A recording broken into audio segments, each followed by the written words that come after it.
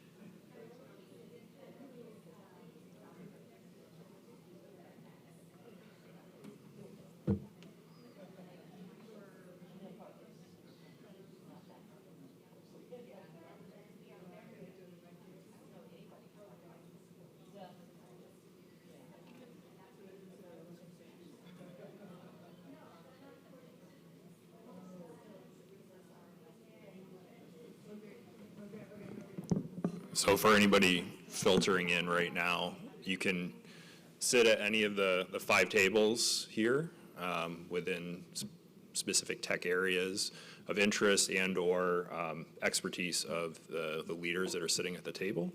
We're going to do just smaller group discussions. I'm going to try not to talk too much other than introducing people.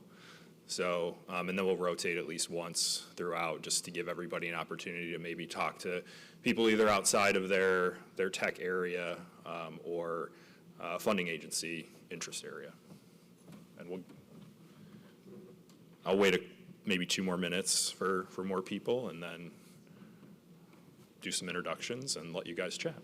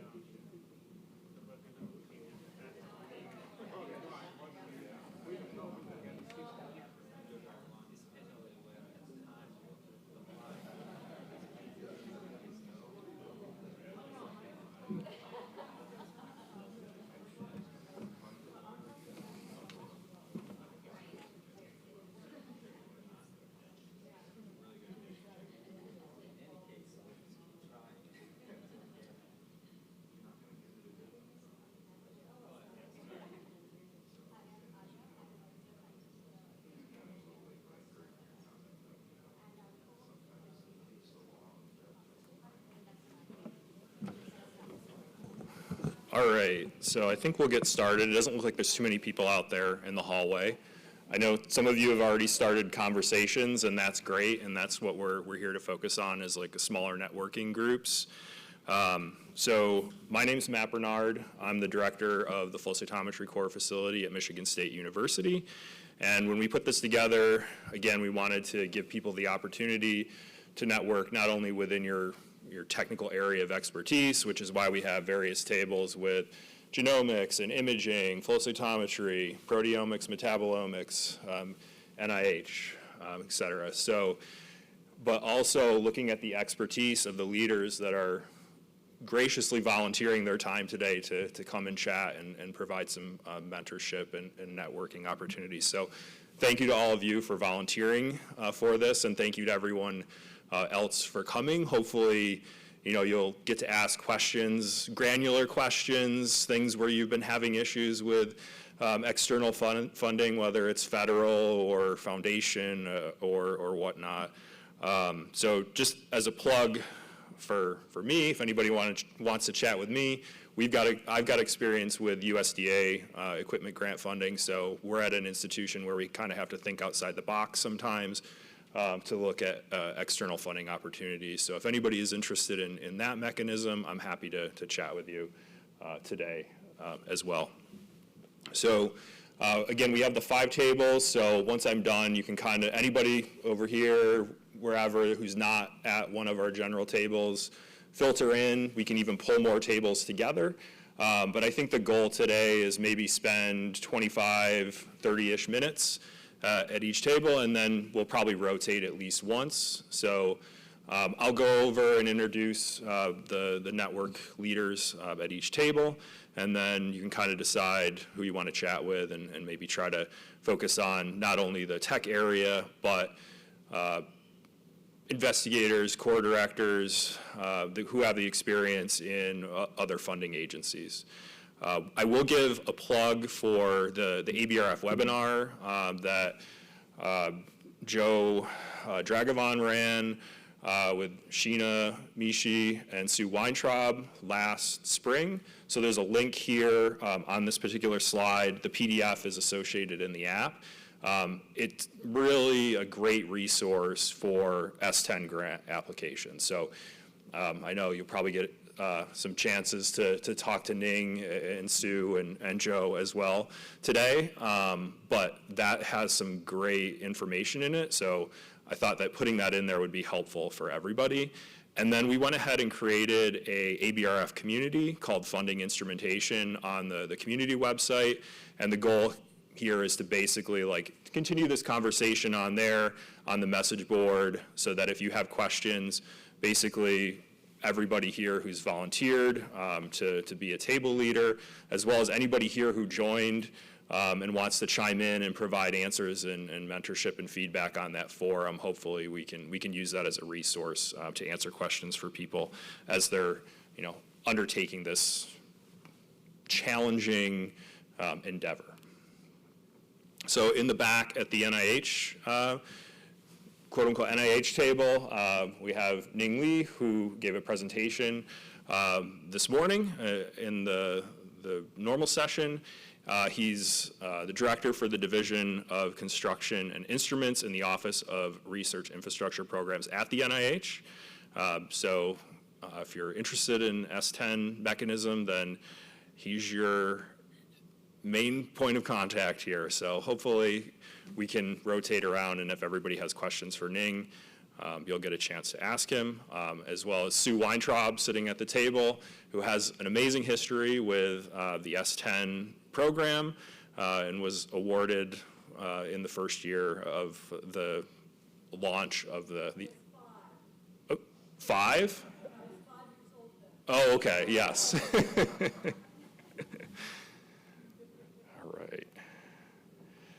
So in the middle, we have the flow cytometry core group. Kathy Brundage from West Virginia University. She's the director of the flow cytometry core and single cell core facility there. Her experience spans from NIH S10s, R24, center grants, as well as serving as a reviewer for some of those grant mechanisms. We also have Sherry Thornton from Cincinnati Children's Hospital Medical Center, who's a professor, as well as the director of the Research Flow Cytometry Core, with experience with NIH S10, HRSA, and P30 grants, as well as being a reviewer for study section for those grants. For the genomics group leaders, we have Nick Ambulos, who is from the University of Maryland School of Medicine, professor and director of the Genomics Shared Service with experience with the NIH S10, and Sequin Wong from Northwestern University. What's that? Construction grants, okay. So Nick can provide some information and insight into construction grants. Sequin Wong from Northwestern University is the Sequencing and Genomics Core Director with experience with NIH S10 as well as study section. And then the imaging table over here, everybody knows Joe Dragavon from the University of Colorado Boulder, who's the director of the BioFrontiers Advanced Light Microscopy Core with experience with NIH S10. As well as Jenny Schaefer, who spoke this morning, who is from Vanderbilt University and is the managing director of the Cell Imaging Shared Resource Facility. And she had some compare and contrast between the NIH S10 and NSF MRI, as well as some other VA opportunities as well for external instrument funding. So go and talk to her if you want to know more about her experiences with those. Dr. Valerie Copier from Montana State University in the back at our proteomics and metabolomics table is a professor and director of the NMR Center with experience with NSF MRI and NIH S10 and was a speaker this morning. So having experience in both of those areas, as well as the National Center for Research Resources, or the NIH Council, some higher level review of these NIH grants, equipment grants. And also Ryan Sheldon from the Van Andel Institute. He's the core director and research scientist in the mass spectrometry core with experience with NIH R01. So coming from a private institution, right, you may not have the opportunity necessarily to compete for things like S10s as readily, but coming at this from a perspective of collaborating with PIs in order to help bring instrumentation into a core facility through other means. All right, so I talked about the ABRF community that we've created. The goal here is to connect people, continue the conversation afterwards. So there's a QR code here that serves two purposes. The QR code is just a short 1-minute survey. So if you're on the end of, I'm applying for funding and needing assistance, fill this out with your information and we can get you added to this community. And there's also some information that you can add for resources that you'd like to see. You know, if you want to focus on certain grant mechanisms at future ABRF meetings or even webinars, you can enter your information there. And if you have experience in this area, like our table, roundtable leaders, there's also some information there that you can provide to join this community and help others out with this. So I'm going to be quiet for a while and let everybody move to 5 tables. If we need to bring more space in to fit more people, we can do that, and I'll kind of be hovering around to see if we need to do that. And then I'll prompt everybody and give you a 2-minute warning in like 25 minutes or so that we can rotate tables and network with a different group. So again, thank you to our roundtable leaders and everybody for coming. Appreciate it. Thank you.